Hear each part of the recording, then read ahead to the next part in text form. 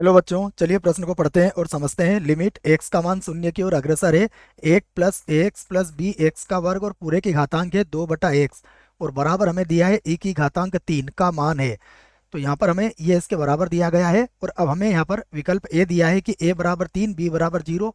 विकल्प बी दिया है a बराबर 3/2 b बराबर 4। विकल्प सी दिया है a बराबर 3/2 बी का मान 1 के बराबर नहीं है और विकल्प डी में है ए बराबर 2 और बी बराबर 3। तो हमें इन चारों विकल्पों में से ए और बी के मान बच्चों यहाँ से निकाल के बताना है, जबकि इस लिमिट का मान या इस सीमा का मान किसके बराबर है? ए की घातांक 3 के मान के बराबर है।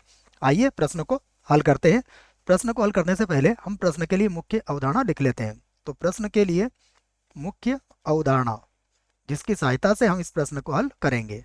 मुख्य अवधारणा में हम एक मानक सीमा लिखेंगे और उसी की सहायता से इस प्रश्न को आसानी से हल कर देंगे। तो मैं इस मानक सीमा को यहाँ पर लिख देता हूँ कि देखिए, मानक सीमा है कि यदि लिमिट x का मान a की ओर अग्रसर हो और हमारे पास है 1 + f(x) और पूरे की घातांक है g(x), तो इसकी जो सीमा होती है इसका आपको सीधे सीधे सूत्र याद रखना है। ये होता है e की घातांक, हालांकि ये लॉग लेके भी किया जा सकता है लेकिन आप इसको सीधे भी याद रख सकते हैं। e की घातांक, ये हो जाएगा लिमिट x का मान a की ओर अग्रसर और ये बन जाएगा f(x) गुणा g(x). तो इसकी सहायता से आप इस प्रश्न को हल कर सकते हो। बस ध्यान रहे कि यहाँ पर ये जो सीमा है, ये सीमा का जो रूप हो किस रूप की हो? 1 की घात अनंत रूप बनना चाहिए यहाँ पर, तभी आप इस मानक सीमा का प्रयोग करेंगे, अन्यथा नहीं करेंगे। याद रखें इस बात को। तो आइए अब हम दिए गए प्रश्न को लिख लेते हैं। जो प्रश्न हमें दिया गया है वो क्या है? देखिए, यह है लिमिट। यहाँ से लिख लेता हूँ मैं इसको। यह है लिमिट और x का मान किसकी ओर अग्रसर है? x का मान शून्य की ओर अग्रसर है।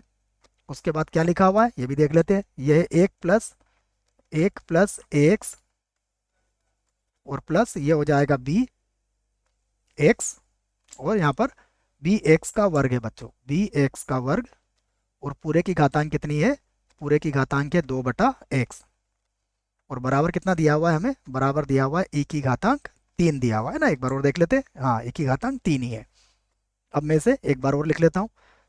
तो फिर से लिमिट x का मान शून्य की ओर अग्रसर, मैं इसे लिख सकता हूँ 1 प्लस, और देखो इसको मैं कोष्टक में लिख लेता हूँ, ax प्लस bx का वर्ग और पूरे की घातांक हो जाएगी 2/x और बराबर e की घातांक कितना हो गया? 3। अब अगर आप इसे ध्यान से देखें, यदि आप इसमें x का मान 0 रखते हैं तो x का मान 0 रखने पर ये कौन सा रूप बन जाएगा? ये 1 की घात अनंत रूप हो जाएगा बच्चों। और 1 की घात अनंत रूप होने का मतलब हुआ ये जो मान होगा ये हमारे पास f(x) होगा और ये जो मान होगा ये हमारे पास g(x) का मान हो जाएगा। तो अब हम मानक सीमा का प्रयोग यहाँ पर कर लेते हैं। मैं लिख देता हूँ उस मानक सीमा को। अब एक बार वो लिखने की आवश्यकता नहीं है मेरे हिसाब से। तो सीधे सीधे आप क्या लिख सकते हो इसको? ये हो जाएगा e की घातांक, ये हो जाएगा लिमिट x का मान शून्य की ओर अग्रसर है और यहाँ पर आ जाएगा f(x) का मान। f(x) का मान क्या होगा? ax प्लस bx का वर्ग और गुणा में क्या लिख देंगे आप? गुणा में लिख देंगे 2/x। ये हमने यहाँ पर e की घातांक में इस सीमा को लगा दी है और बराबर कितना चल रहा है? बराबर है e की घातांक 3। अब आप 2/x को या x को अंदर गुणा कर सकते हो। तो फिर से लिखूंगा मैं, e की घातांक, ये होगा लिमिट x का मान शून्य की ओर अग्रसर है और ये हो जाएगा 2/x से गुणा कर देते हैं बच्चों, तो ये हो जाएगा 2a और प्लस ये बन जाएगा 2bx। जैसे 2/x का गुणा किया तो x से x तो कट ही जाएगा, तो 2a और यहाँ से x से x कटेगा, उसके बाद भी x बचेगा तो 2bx बच जाएगा और बराबर कितना है? बराबर है e की घातांक 3। अब आप यहाँ पर x का मान 0 रख सकते हो। जैसे आप यहाँ पर x का मान 0 रखोगे ये क्या बन जाएगा? ये हो जाएगा e की घातांक, ये हो जाएगा 2a और प्लस हो जाएगा 0 और बराबर कितना हो गया? e की घातांक 3।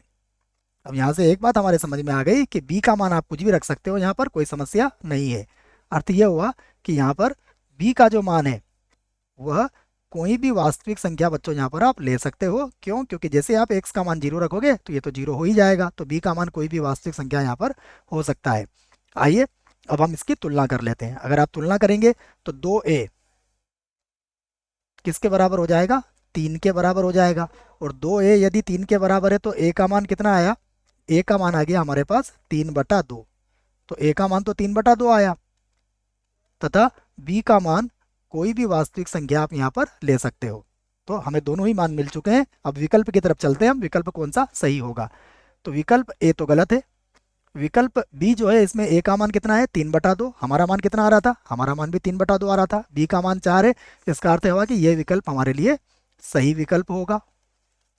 विकल्प सी, ये सही यहाँ हो सकता है, परंतु बी का मान 1 के लिए मना कर रखा है और यहाँ पर बी का मान भी संभव है, तो ये गलत हो जाएगा और ये भी गलत हो जाएगा। तो सही विकल्प हमें मिल चुका है, ए बराबर 3/2, बी बराबर 4।